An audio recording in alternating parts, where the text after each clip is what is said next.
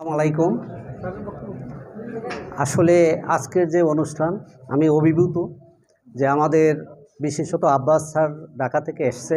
এত স্বল্প সময় আমাদের হিউম্যান বডি সম্পর্কে সে যে বক্তব্যের মাধ্যমে ব্যক্ত করেছেন, এটা সত্যিকারে আমরা স্বল্প সময় অনেক কিছু জানতে পেরেছি। অন্যদিকে যে ঔষধটা নিয়ে তারা কাজ করছেন সেটা সম্পর্কে আমরা অবহিত হতে পেরেছি। সুতরাং এর মধ্যে সহযোগিতায় আমাদের শাহিন স্যার ছিলেন, তিনিও মাঝে মধ্যে ব্যাপারটাকে আমাদেরকে অবহিত করিয়েছেন এবং পরবর্তী স্টেজে সম্ভবত তিনি থাকবেন। আমার মনে হয় যারা পরবর্তীতে লাঞ্চের পরে থাকার সুযোগ হইবে তারা থাকবেন। অন্যদিকে এই যে ইনফরমেশনটা আমাদের কাজ পর্যন্ত পৌঁছেছে এটা আমরা নিজেদেরকে সৌভাগ্য মনে করি এবং আজকে আমাদের যে ইউনুস স্যার বললেন ওইভাবে আমিও একজন ইউজার, আমি 1 মাস ব্যবহার করছি।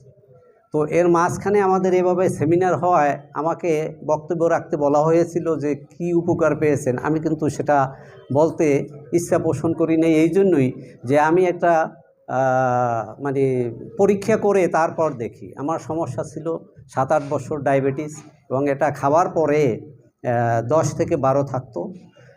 এটা সমস্যা। কোলেস্টেরল ছিল হাই, বিশেষত যে টিজি ট্রাইগ্লিসারাইড যেটায় আপনার স্ট্রোক হয় এবং হার্ট ব্লক করে সেইটা ছিল। তৃতীয়ত আমার মানে সর্বশরীর ব্যথা হইল। করোনার সময় আমাদের মুভমেন্টটা কম থাকার জন্য আমরা ভাবছি যে সম্ভবত শরীর ব্যথা হয়েছে। এর মধ্যে আমি নামাজ পড়তে পারতেছি না, দেখি সশরীরে দাঁড়াইয়া নামাজ পড়তে পারা যায় না। তখন আমার ওয়াইফ করলো কি, সে চেয়ার এবং টেবিল দিল, বাসায় বসে নামাজ পড়তে মসজিদে যাওয়ার জন্য নিষেধ করলো। তো এখন আমার মনটা খুব খারাপ হইল যে নামাজ সেটা যদি আমি সঠিকভাবে আদায় করতে না পারি তাইলে এটা কেমন কি হইল।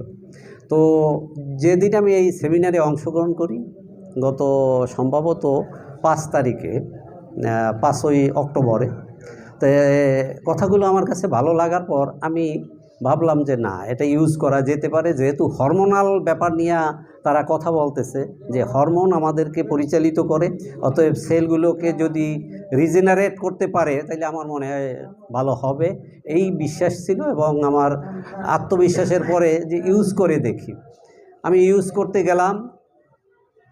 8-10 দিন পর আমি নিজেকে পরীক্ষা করতে রাখলাম যে দেখি আমি নামাজ পড়তে পারি কিনা। আমি অনায়াসে নামাজ পড়তেছি এবং আগের মতো এনার্জেটিক।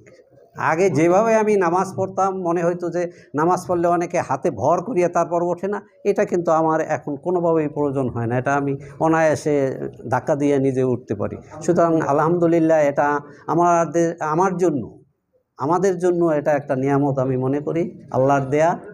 অন্যদিকে আমার ডায়াবেটিসের যে বিষয়টা সেটা আমি বলি নাই, যেহেতু এটা বায়োলজিক্যাল ব্যাপার, এটা পরীক্ষা নিরীক্ষা না করিয়ে করা যায় না।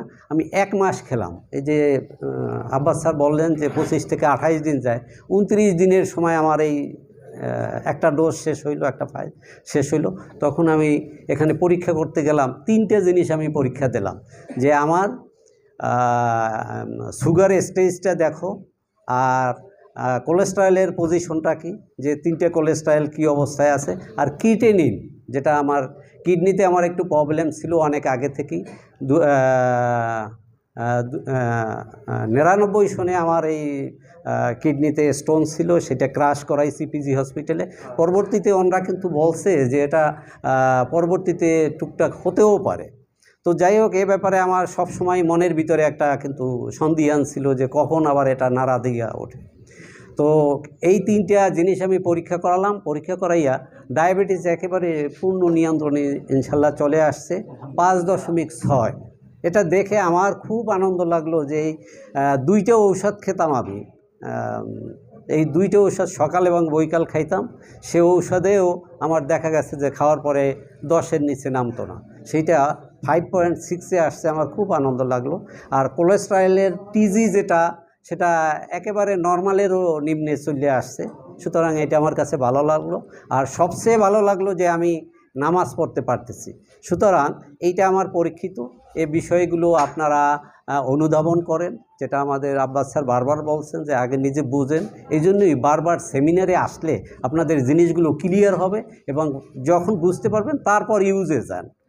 আর যদি বিশ্বাস হয় তাহলে ইউজ করতে থাকেন, দেখবেন ইনশাল্লাহ এটার ফল আপনারা পাবেন। পরিশেষে আমাদের যেহেতু সময় সংক্ষিপ্ত, অতএব শুক্রবার দিন সবাই আমরা আসেন।